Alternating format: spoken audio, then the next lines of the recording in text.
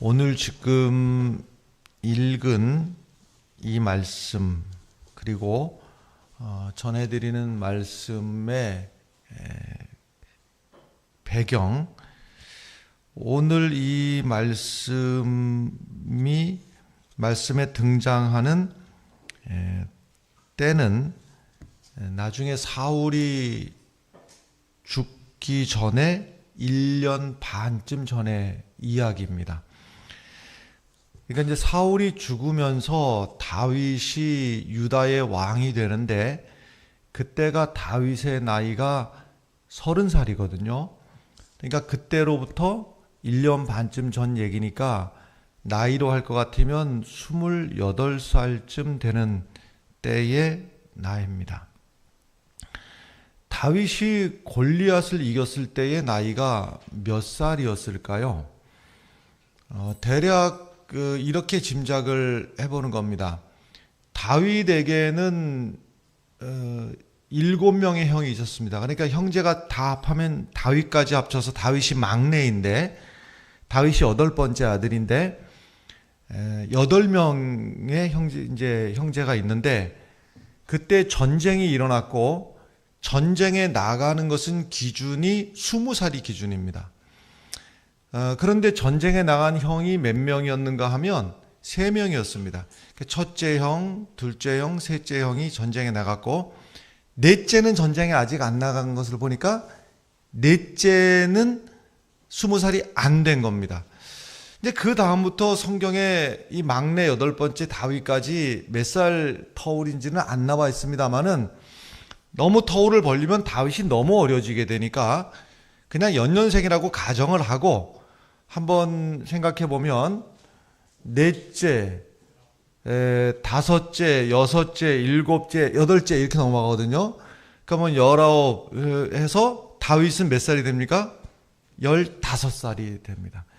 그러니까는 다윗이 1살, 그 형제들 나이 차이가 1살씩이라고 그냥 가정을 하고 생각하면, 다윗은 골리앗을 이길 때 나이가 15살인데 그 15살짜리가 형들, 전쟁에 나간 형들 군대 면회를 갔다가 거기서 어찌어찌 해가지고 그만 전쟁에 참여하게 되고, 15살짜리가 상대방 블레셋의 장군 골리앗을 쳐서 이기고, 그리고 이제 승리의 소식을 가지고 돌아오게 되는 것이죠. 돌아올 때에 여인들이 막 춤을 추면서 노래를 하면서 그렇게 환영을 했습니다. 근데 그 노랫말이 문제가 되는데, 뭐라고 노래를 했는가 하면, 사울이 죽인 자는 천천히요 다윗은 만만히로다, 이렇게 노래를 했습니다. 이 노래를 듣고 사울 왕이 화가 잔뜩 난 거죠. 아니, 사울이 천천히고 다윗이 만만이면 저 다윗이 지금 내가 왕으로 있는 이 나라를 차지하려고 하는 것 아닌가 하는 생각이 들면서 이때부터 다윗을 견제하기 시작하는 겁니다. 그래서 이때부터 다윗을 미워하는 마음으로 죽이려고 본격적으로 하는데, 그래서 사울 앞에서 수금을 타고 있는 그 다윗에게 창을 집어던져서 죽이려고 하는 일이 2번이나 있었습니다. 그래서 이때부터 다윗이 도망을 다니게 되는데, 그러니까 몇 살부터 도망 다녔다고요? 15살부터 도망 다닌 겁니다.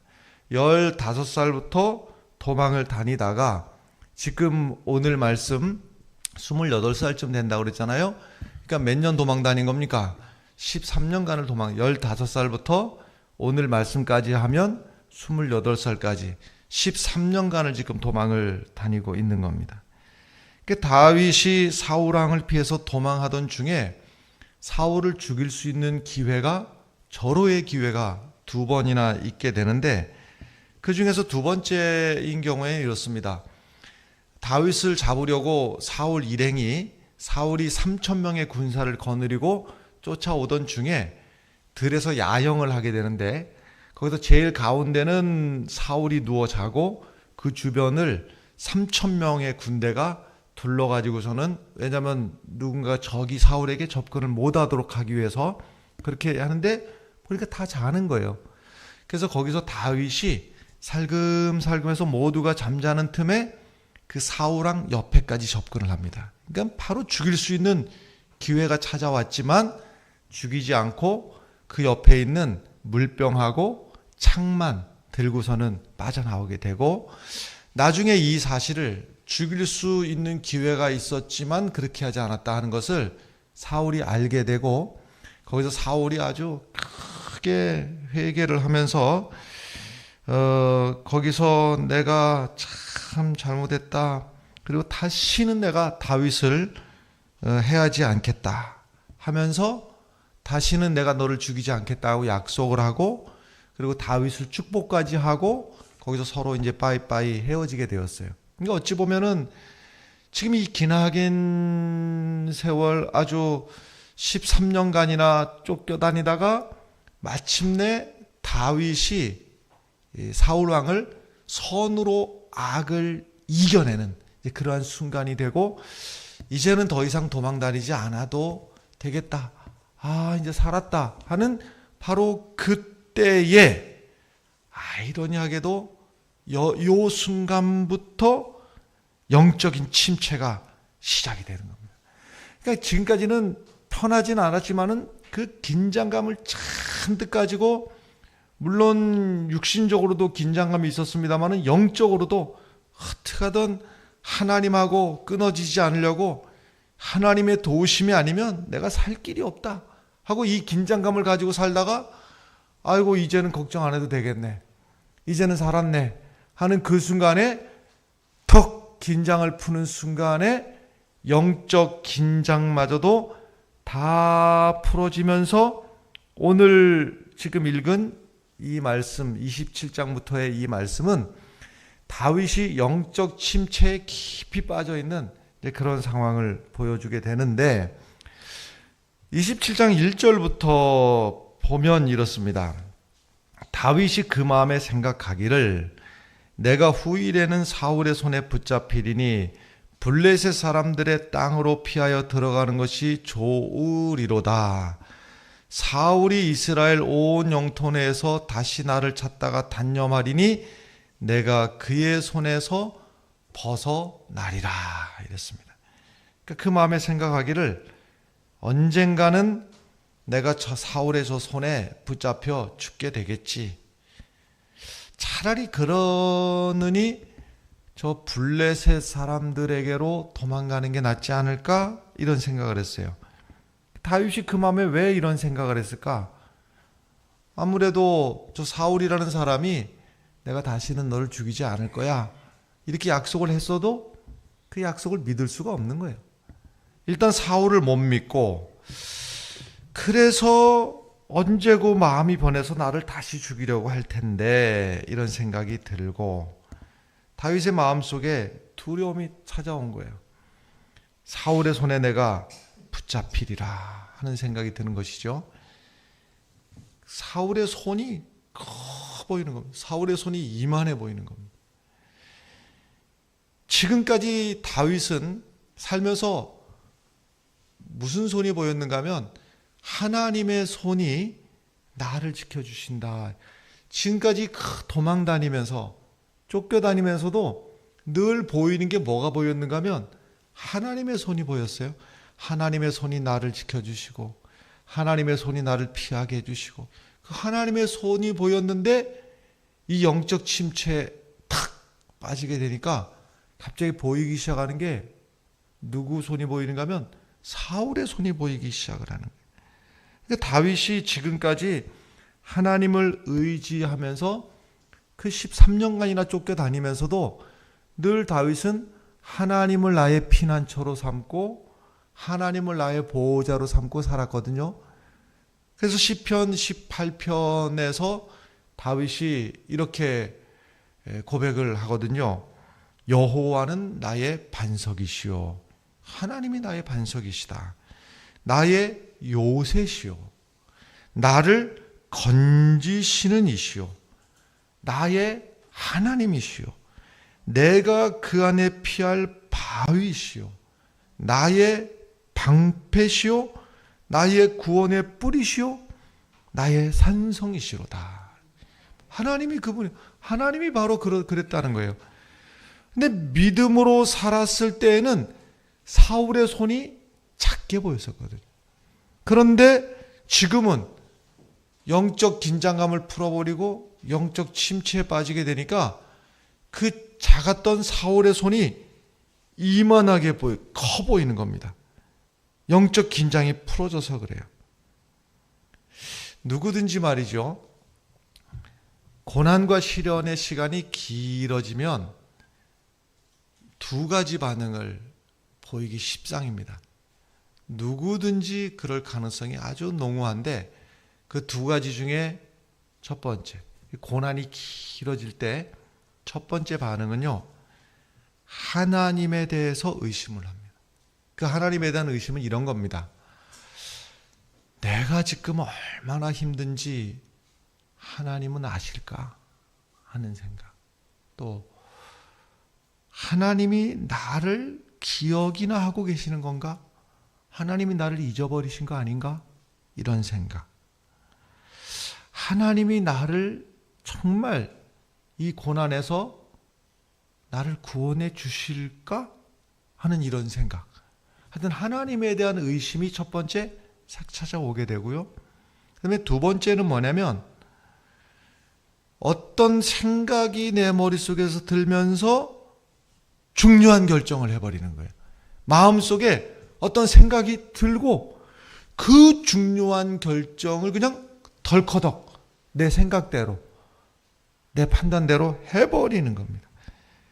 그런데 문제는 뭐냐면, 그렇게 해놓고 나면 내 생각에 딱 드는 그 생각으로 중요한 결정을 덜커덕 해놓고 나면 그때부터 오히려 내 인생이 뭔가 꼬여가기 시작하고 문제가 생기기 시작하고 내리막길로 내려가는데, 그것도 처음에는 슬금슬금 내려가던 게 점점 속도가 빨라지는 게, 이제는 나도 나를 어떻게 할 수가 없는 속도가 붙어서 그냥 슝 내려가 버리는 그런 일이 발생을 하게 되는데,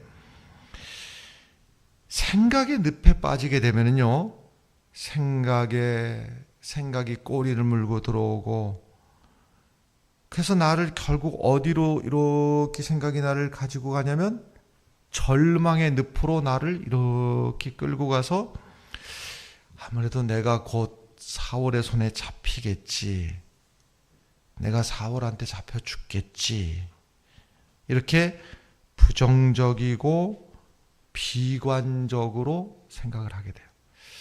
그래서 이제 다윗이 여기서 중요한 결정을 하는데, 아무래도 안 되겠다, 블레셋으로 가서 내가 살아야 되겠다, 이런 결정을 하고, 2절에 보니까 다윗이 일어나 함께 있는 사람 600명과 더불어 가드왕 마옥의 아들 아기스에게로 건너가니라. 지금 블레셋으로 간 게 몇 번째 도망간 거냐면 두 번째 도망간 겁니다. 근데 처음 도망갔을 때와 이 두 번째 도망갔을 때는 그 기간이 엄청 차이가 납니다. 몇 년인지는 모르겠으나 뭐 몇 개월, 짧은 몇 년이 아니라 상당한 기간이 차이가 납니다. 다윗이 도망 다니는 기간이 전체가 13년째라고 지금 말씀드렸는데, 그러니까는 뭐 10년 가까이 되는 그 정도 벌어지는. 그러니까 처음에 블레셋으로 도망갔을 때는 그 아기스 왕이 다윗을 경계를 했습니다. 저 다윗이 얼마 전에 골리앗을 죽인 이 적군 아닌가, 이런 경계심을 가졌는데, 그 세월이 한참 상당한 연수가 지나는 동안에 보니까 지금 저 다윗은 사울에게 쫓겨다니는 그런 사람이구나. 그러면 적의 적은 아군이 될 수 있구나, 이런 이제 생각이 들고, 또 하나는 뭐냐면, 지금 그전에는 다윗이 혼자 왔는데 지금은 장정만 600명, 그의 가족들까지 합치면 2, 3천 명 되는 어마어마한 무리를 이끌고 지금 온 거거든요. 그러니까 지금 저 다윗을 잘 이용하면 지금 우리 지금 군사에 저 명수를 포함을 시키면 우리가 더 강한 나라가 되겠구나, 이런 생각을 했던 것 같습니다. 지금까지 다윗이 중요한 결정을 할 때는 꼭 하나님 앞에 물어봤었습니다. 그러니까 그 전에도 보면 그일라라고 하는 곳을, 이제 거기는 유대 땅인데 도망 다니던 중에서도 그 그일라에 블레셋이 쳐들어왔다는 얘기를 듣고 이제 하나님에게 묻는 겁니다. 하나님, 내가 가서 블레셋 사람들을 물리치고 저 그일라를 구해줄까요? 그러니까 하나님이 그래라, 그게 좋겠다, 이렇게 하나님의 또 답을 듣죠. 근데 옆에 있었던 군사들이 반대합니다. 아니, 지금 우리가 도망 다니는 와중에 무슨 전쟁까지 우리가 참여합니까? 그러니까 하나님이 또 이제 다윗의 마음이, 신하들이 반대하니까 마음이 또 흔들리잖아요. 그러니까 하나님 앞에 가서, 하나님, 정말 내가 가서 블레셋을 칠까요? 또 물어보니까 하나님이 너 가서 쳐. 또 하나님이 또 물어요. 하나님, 내가 전쟁하면 블레셋한테 우리가 이길까요? 그러니까 하나님이 내가 너 이기게 해줄게. 뭐 이런 식이에요. 그러고 나서 전쟁 끝나고 나서도 이제 이 그일라 지역에 다윗이 있다는 얘기가 사울에게까지 전해지니까 사울이 일행을 이끌고 다윗을 잡으러 오거든요. 그러니까 여기서 궁금하잖아요. 그일라 사람들은 다윗 때문에 살았는데 이 그일라 사람들이 사울이 나를 잡으러 왔을 때 과연 나를 지켜줄까? 나를 보호해줄까? 아니면은 그냥 안면몰수하고 나를 사울에게 내어줄까? 궁금하잖아요. 하나님에게 또 묻습니다. 하나님, 이 그일라 사람들이 나를 사울에게 내어줄까요? 그러니까 하나님이 그럴 것 같아. 그러니까는 그 얘기를 듣고 하나님 알았어요 하고 그 그일라 성을 빠져나와서 도망가고. 그러니까 다윗이 뭐 하나하나 다윗이 잘하는 게 뭐였었는가 하면 하나님에게 일일이 다 물었던 것이거든요. 그런데 지금 다윗이 영적으로다가 침체에 빠지고 영적인 긴장이 다 풀어지고 나니까 뭐든지 결정을 뭘로 하는가 하면요, 내 생각에 드는 대로, 내 마음속에 생각이 드는 대로 그대로 결정을 하게 되는 거예요. 하나님 앞에 기도하지 않는 사람은 다윗뿐만이 아니라 누구든지 자기 생각 중심으로 어떤 결정을 하게 되어 있습니다. 그리고 마음속에 온갖 걱정이 내게로 다 와서 내 마음을 걱정되게 만들고 그 걱정에 그래서 그 걱정하는 마음으로 보니까 사울의 손이 이만하게 보이는 거예요. 사울의 손이. 이런 말이 있어요. 하나님께 무릎을 꿇지 않으면 사람에게 무릎을 꿇게 된다. 그런 말이 있어요. 하나님 앞에 무릎 꿇고 기도하지 않으면 내 생각이 나를 지배하고 그 생각은 두려움을 불러오고 그래서 결국은 더 큰 영적 위기에 처해버리고 말게 됩니다. 되게 영적인 슬럼프에 오래 빠져서 막 헤매시는 분들을 보면 절대 안 하는 게 있는데 그게 뭐냐면 기도입니다. 예배도, 그러니까 이 영적 슬럼프에 빠졌을 때 어찌 해서 억지로 예배도 끌려올 수도 있고 헌금도 할 수 있고 나머지 종교 행위는 이렇게 할 수 있는데 절대로 안 하는 게 있어요. 그게 기도예요. 영적 슬럼프에 완전히 바닥에 떨어져서 절대 안 하는 게 기도예요. 왜냐하면 나와 함께 하시는 그 하나님을 신뢰하지 않기 때문에 기도할 수가 없는 겁니다. 그리고 나서는 내 인생의 모든 무거운 짐을 나 홀로 지고 견디다 못해 쓰러지려고 하는. 옛날에 노래 가요에 이런 것이 있어요. 등이 휠 것 같은 삶의 무게요. 뭐 그런 노래가 있어요. 그 지경까지 가는 겁니다. 아주 현실적으로 보니까 사람의 손이 이따만하게 보이기 시작하고 하나님의 말씀대로 살지 못하고 내 생각대로 사는 중에 어찌어찌해서 하나님의 말씀을 보거나 듣게 해도 어찌해서 설교 말씀을 들어도 그 말씀이 어쩌면 그렇게 내 귀에 철판을 하나 박아놓은 것처럼 딱 철판을 붙여놓은 것처럼 그 말씀이 한 말씀도 내 귀에 안 들어와요.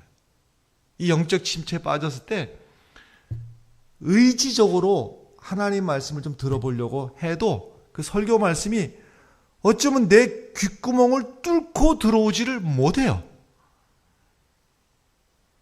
마치 말이죠. 이거랑 비슷한데 우리의 말씀을 듣는 우리의 마음밭이 옥토와 같은 마음밭이 있고 또 가시덤불 같은 곳이 있고 돌이 있는 밭이 있고 또 하나가 뭐예요? 길가와 같이 사람들이 밟고 해서 근데 이 지경이 지금 이 지경까지 가면 어느 정도가 되냐면요. 내 마음의 밭을 세상 사람들이 밟고 지나가서 이건 뭐 단단하다 못해서 아주 반질반질까지 해줘서 여기에는 씨앗 하나가 떨어져서 뿌리를 내리거나 꽃을 필 수조차 없는 아주 그냥 굳은 마음. 내 마음이 그냥 언제 내 마음이 이렇게까지 됐나 싶을 정도로 아주 콘크리트처럼 굳어져 있는 그 마음을 발견하게 되죠. 여러분, 블레셋이 다윗에게 피난처가 될 수 있을까? 아기스라고 하는 블레셋 왕이 다윗에게 보호자가 될 수 있을까? 속으면 안 됩니다, 여러분. 착각하면 안 됩니다. 절대로 블레셋이 피난처가 될 수도 없고 아기스가 보호자가 될 수도 없어요. 이 사실을 우리가 분명히 알아야 돼요. 오늘 말씀 5절로 가보면 다윗이 아기스에게 이르되 바라건대 내가 당신께 은혜를 입었다면 지방 성읍 가운데 한 곳을 내게 주어 내가 살게 하소서. 당신의 종이 어찌 당신과 함께 왕도에 살릴까? 왕도, 우리로 지금 말하자면 수도에 왕이 살고 있는데 거기 함께 사는 게 지금 다윗이 부담스러운 거예요. 그러나 저 지방에 있는 저 변방에 촌동네 거기 좀 나 하나 주십시오 하니까 6절에 아기스가 그날에 시글락을 그에게 주었으므로, 시글락 하는 것이 이제 지역 이름인데 그 시글락에 가서 다윗의 일행, 그러니까 장정만 600명이고 가족까지 하면 한 2-3천 명 되는 그 수가 거기 가서 시글락이라는 곳에 살았습니다. 거기서 얼마를 살았는가 하면 1년 4개월을 살았는데 여기서 1년 4개월 동안 살면서 다윗이 무슨 짓을 하면서 살았는지 한번 보면은요, 철저하게 이중생활을 하고 살았어요. 철저하게 이중생활. 8절 보면 이렇습니다. 다윗과 그의 사람들이 올라가서 그술 사람과 기르스 사람과 아말렉 사람을 침노하였으니 그들은 옛적부터 술과 애굽 땅으로 지나가는 지방의 주민이라. 그 지역에 가서 그술, 기르스, 아말렉, 여기 가고 뭔 짓을 했는가 하면 9절에 다윗이 그 땅을 쳐서 남녀를 살려두지 아니하고 양과 소와 나귀와 낙타와 의복을 빼앗아 가지고 돌아와 아기스에게 이르매, 이렇게 되었는데 보세요. 양과 소와 나귀와 낙타와 의복을 빼앗아 가지고, 여기 이렇게 번역을 해놨습니다만은 이게 무슨 짓인가 하면 강도짓입니다. 그렇잖아요? 남이 사는 데 가가지고 양도 뺏고 소도 뺏고 나귀도 뺏고 낙타도 뺏고 옷도 뺏고 강도짓이죠. 가지고 돌아와 아기스에게 이름에 이렇게 되었습니다만은 여기는 번역을 그냥 아기스에게 이름에 이렇게만 번역이 되어 있는데 그 내용인즉슨 뭐냐면 깡패 아기스한테 가서 상납하는 거예요. 내가 강도짓한 거 깡패 두목한테 가서 상납하는 겁니다. 왜? 나 깡패짓 하는 거 계속 좀 봐달라고. 막지 말라고. 그뿐만이 아니에요. 10절에 보면 아기스가 이르되 너희가 오늘은 누구를 침노하였느냐. 여기서 침노하였느냐 이렇게 번역을 해놓으니까 이게 좀 실감이 안 와요. 침략이라고 하는 게 오히려 더 맞을 거고 아니면 약탈이라고 하든지 그런 거예요. 너희가 오늘은 누구를 침노하냐. 이게 제가요 노골적으로 번역할게요. 오늘은 어디 가서 강도짓 했는데 이 얘기거든요. 그러니까 다윗이 이르되 유다 네겝과 여라무엘 사람의 네겝과 겐 사람의 네겝이니이다. 이게 무슨 소린가 하면요. 사실은 다윗이 어디 가서 강도짓 했는가 하면 북쪽 가서 강도짓 했거든요. 근데 남쪽 유다 지방 가고 강도짓 했으면 이렇게 거짓말하는 거예요. 왜냐하면 유다 자기 출신 자기가 도망온 그 나라 쪽을 공격을 했다고 해야지 자기가 신임을 내가 지금 말하자면 어떤 사람이 이 남한에서 어떤 일을 하다가 북한으로다가 도망을 갔으면 거기서는 무슨 짓을 해야지 제일 신임을 얻겠어요? 남한을 공격하거나 남한을 욕하거나 이래야지 신임을 북한에서 얻을 거 아니야. 똑같은 상황이거든요. 그러니까 내가 지금 유다 지방을 지금 침략하고 거기서 강도짓하고 있는 겁니다. 이렇게 거짓말하는 거예요. 자, 그럼 앞에 나온 게 뭐예요? 강도짓. 그 다음에 깡패한테 상납. 그 다음에 거짓말. 이것으로 끝이냐? 아니에요. 더 있어요. 11절에 보면 다윗이 그 남녀를 살려서 가드로 데려가지 아니한 것은 그의 생각에 그들이 우리에게 대하여 이르기를 다윗이 행한 일이 이러하니라. 남녀를 살려서 가드로 데려가지 아니한 것은 데려가지 않았다는 게 아니다는 말이 아니고 살려서 데려가지 않았다는 얘기는 무슨 얘기냐면 다 죽였다는 얘기. 누구를 죽였냐면 남녀노소 할 것 없이. 아니 이 일에 여자들이 무슨 상관이 있어요? 애들은 또 무슨 상관이에요? 지금 여러분들이 아는 그 영웅, 그 위대한 왕 다윗이 지금 이런 기가 막힌 짓을 하고 있는 거예요. 앞에서 한 일이 강도짓, 깡패한테 상납하고 깡패 두목한테 거짓말하고 살인을 했는데 데려가지 아니한 것은 그의 생각에 그들이 우리에게 대하여 이르기를 다윗이 행한 일이 이러이러하니라 하여 블레셋 사람들이 지방에 거주하는 동안에 이같이 행하는 습관이 있었다 할까 두려워함이 있더라. 말이 깁니다마는요. 증거를 남기면 이 사람도 살려두면 왜 살인을 했느냐? 살려두면 나중에 다윗이 말해요. 사실은 저쪽 유다 쪽을 침략한 게 아니라 맨날 우리한테 와서 강도짓하고 여기 거 뺏어갔거든요. 이렇게 말할까봐 증거 인멸을 하기 위해서 살인을 하고 다 죽여버린 거예요. 참 은혜스럽지 않지요. 이런 생활을 하면서 다윗의 영성이 바닥으로 떨어지고 있는 거예요. 지금. 다윗이 이런 사람이 아니었잖아요. 지금 그러면서요. 그러니까 시작은 이런 것이죠. 외국에 가서 어떻게 살게 됐는데 당장 먹고 살 방법은 없으니까 남의 거라도 좀 뺏어다가 먹어야 되겠고 이렇게 시작을 한 것 같아요. 여러분 시편에 보면 전체 시가 몇 편이 나오는가 하면 150편이 나와요. 시편 안에 시가 150편인데 그 중에서 다윗이 지은 시가 있고 다윗이 짓지 않고 다른 사람들이 지은 시도 거기에 있는데 다윗이 지은 시가 대략 몇 개 정도 되는가 하면 딱 절반 정도 됩니다. 그럼 몇 개입니까? 75개쯤 됩니다. 쯤이라고 하는 것은 딱 75개는 아닐 수가 있어서 그래요. 75개쯤 됩니다.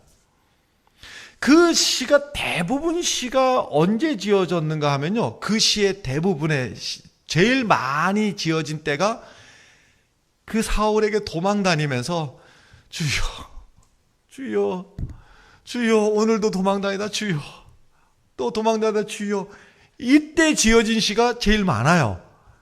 그런데 지금 여기서 아기스한테 와가지고 블레셋에 와서 1년 4개월 지나는 동안에 시를 몇 개를 지었는가 하면 한 개도 없어요. 무슨 말씀이냐면 다윗의 그 영성이 바싹 말라버려가지고 요만큼도 그 마음속에 주님을 향한 믿음, 양심의 가책, 부끄러움 그런 거 없어요. 바싹 마른 장작개비처럼 그 마음이 말라버린 상태가 돼버렸어요. 왜 그래요? 하나님 앞에서 살아야 될 다윗이 사람 앞에 아기스 왕 앞에 가서 거기서 의지하고 살고 있으니까 마음으로는 하나님을 섬겨야 될 사람인데 지금 누구를 섬기고 살고 있냐면 아기스 왕을 섬기고 깡패대장을 섬기고 있는 거예요 지금. 그러면서 강도짓하고 약탈하고 거짓말은 그냥 입에 붙이고 살고 양심을 속이고 비굴하고 그 전에 골리앗 앞에서 그 당당하던 그 모습은 없고 사람이 그냥 쭈그러져 가지고서는요 아주 비굴하고 그냥 추하기가 이를 데가 없는 그 모습으로 그러다가 문제가 생기기 시작을 하는데 어디부터 문제가 생기느냐 28장으로 넘어가서부터 문제가 생기는데 28장 1절에 보면 그때 블레셋 사람들이 이스라엘과 싸우려고 군대를 모집한지라 아기스가 다윗에게 이르되 너는 밝히 알라 너와 내 사람들이 나와 함께 나가서 군대에 참가할 것이니라. 여기서 군대에 참가할 것이니라. 지금 전쟁하러 가는데 누구하고 전쟁하러 가요? 블레셋이 이스라엘하고 전쟁하는데 너 나랑 갈 거지? 이 전쟁에 참석하면 내 조국 이스라엘 하나님의 백성 이스라엘과 싸워야 되고 이거 전쟁 안 간다고 그러면 너 이상하네? 그리고 바로 어떤 보복이 들어올 거고 지금 블레셋에서 도망 올 때 이러한 일이 생기리라고 상상도 못했어요. 왜? 사람의 생각이 그렇게 지혜롭지 못하거든요. 우리가 하나님을 떠나서 생각하고 결정 내린 것들의 대부분 결과는 이렇습니다. 그러니까 다윗이 이제 뭐라고 대답을 해야 되잖아요. 너 전쟁 같이 갈 거지? 하고 말하니까 대답을 해야 되잖아요. 뭐라고 대답을 하느냐? 28장 2절에 보면 다윗이 아기스에게 이르되 대답했다는 거예요. 그러면 당신의 종이 행할 바를 아시리이다. 이게 무슨 소리일까요? 이게 무슨 소리일까요? 이게 간다는 얘기예요? 안 간다는 얘기예요?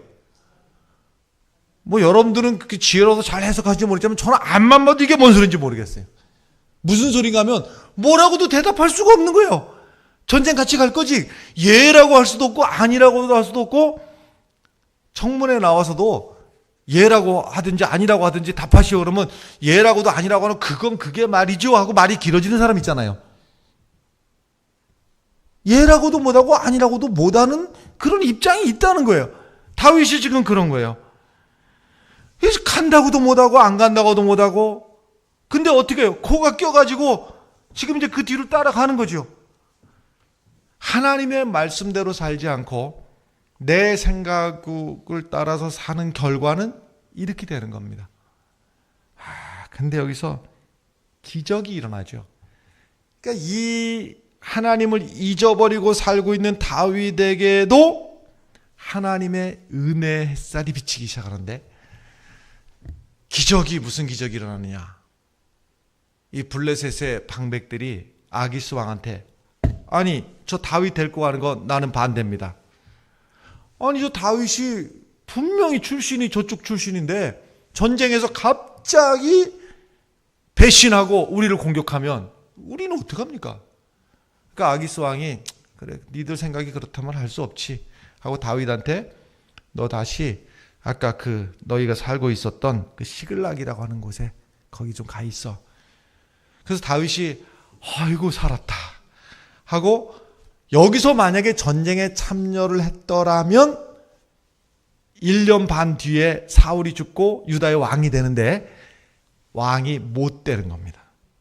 그것도 지금까지 길게 도망 다니던 시간 동안에 이제 거의 끝에 다 왔는데 요때 전쟁에 참여했더라면 다시는 왕이 될 수가 없는데 하나님이 간신히 살려주신 거예요. 그래서 살았다 하고 시글락으로 돌아오니까 더 큰 문제가 있어요. 그게 뭐냐? 그 3일 동안 잠깐 거기를 비웠는데 그 가족들이 살고 있는 시글락에 3일 동안 비웠는데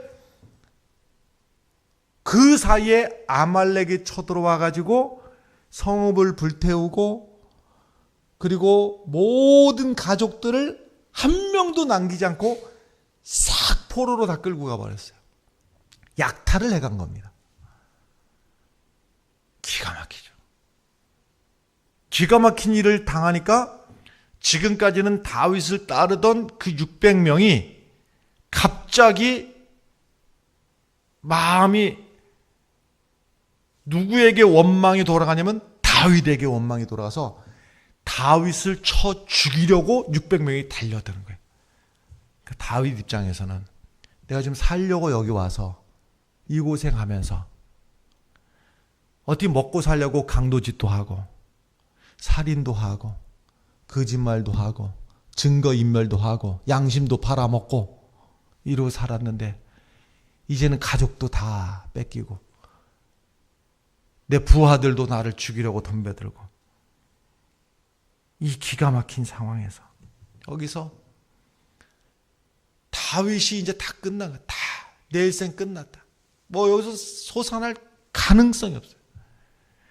여기서 그 캄캄한 다윗의 인생에 모든 게 끝나버린 그 인생에 한 줄기 빛과 같이 쫙 비치는 말씀이 있었는데 그게 바로 30장 6절의 말씀이거든요.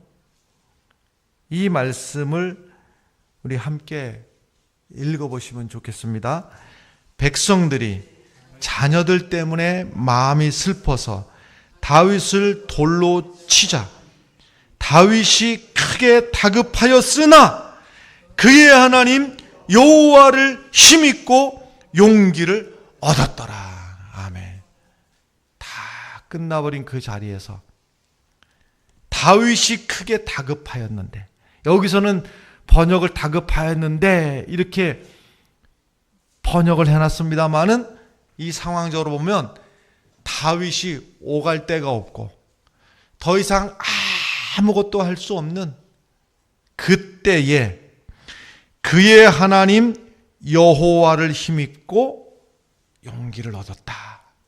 이 짧은 말씀이 말이죠. 지난 1년 4개월 동안 다윗은 하나님을 잊어버리고 하나님 앞에 기도하지 않고 하나님을 의지하지 않고 지 하고 싶은 대로 가고 싶은 대로 가고 하고 싶은 대로 하고 그러면서 점점 그 영성이 바닥으로 떨어져 가고 있었어요. 다윗이 도망다니던 긴 세월에 지쳐서 이제는 어디 발 뻗고 내가 편안하게 좀 쉴 데가 없는가. 그 자리가 이방 블레셋이면 좀 어때?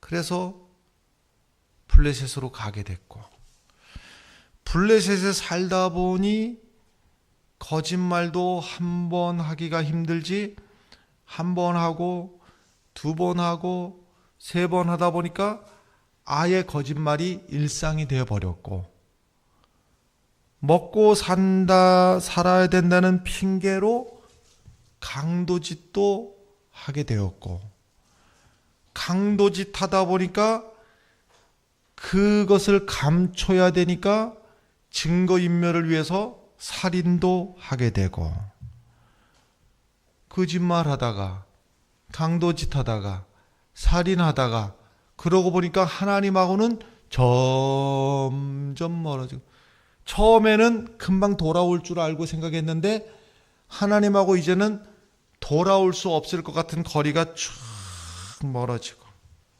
다윗의 일생에 이만큼 침체에 빠진 적이 없었어요.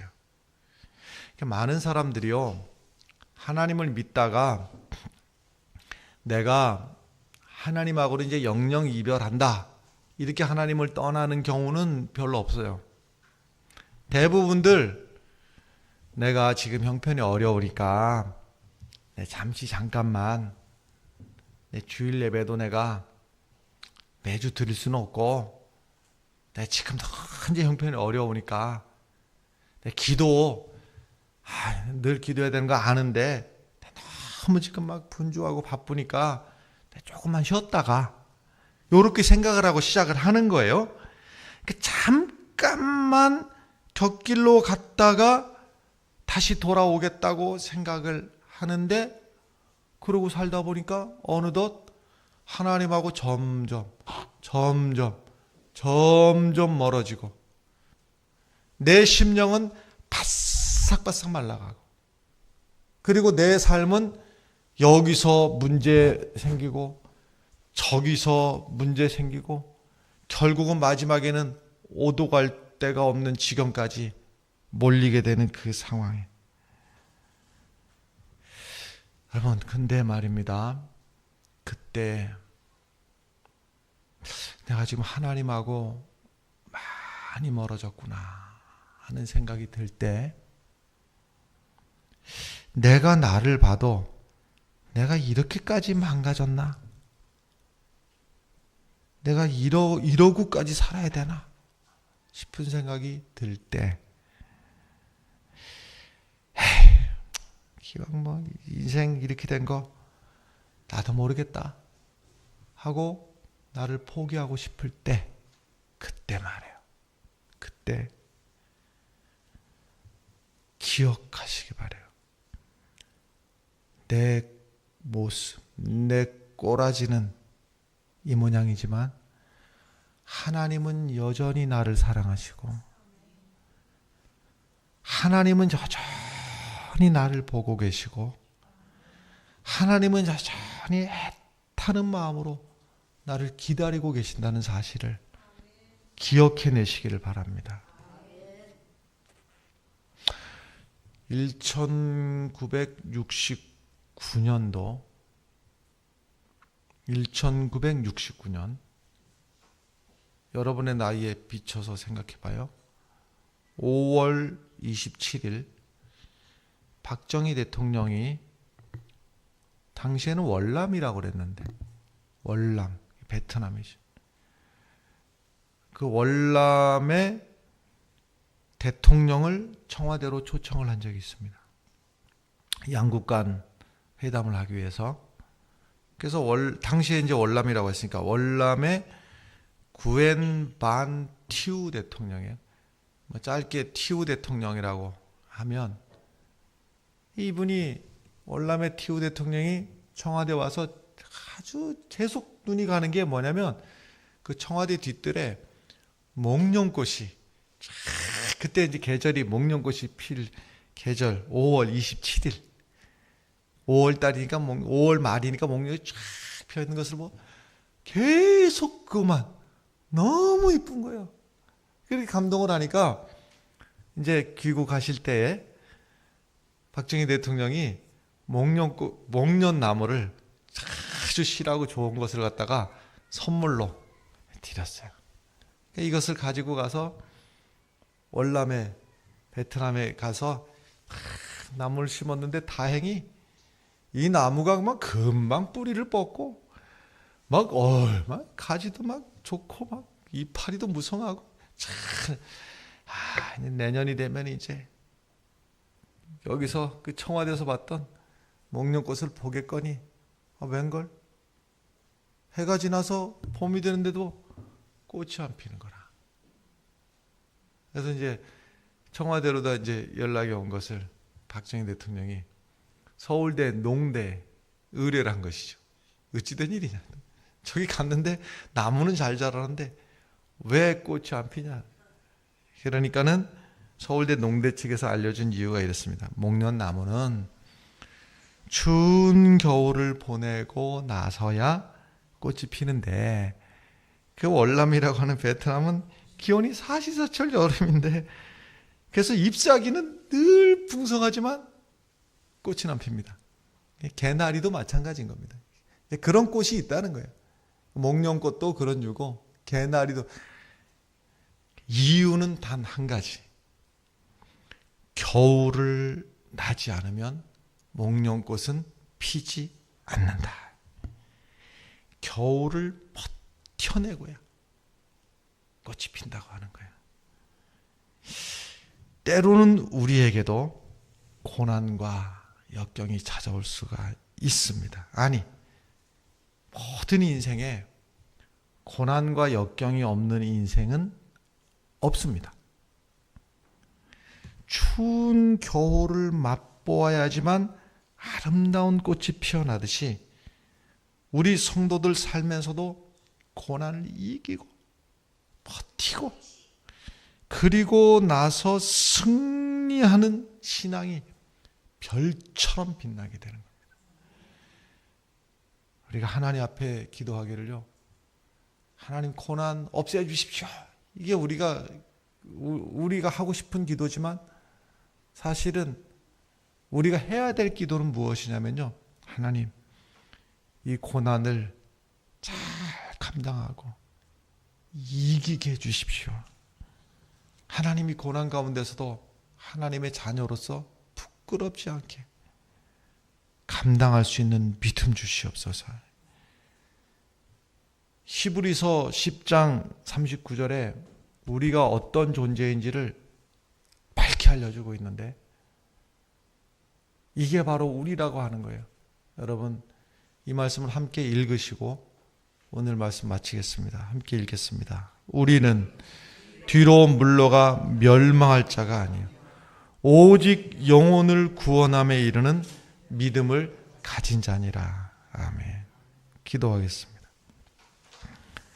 하나님, 삶의 고단한 일상 중에서도 하나님을 떠나서 내 생각대로 내 판단대로 살다가 멸망하는 자리에 이르지 않게 하시고 하나님 의지하며 마지막까지 버티고 승리하는 위대한 믿음의 사람들이 되게 하여 주시옵소서.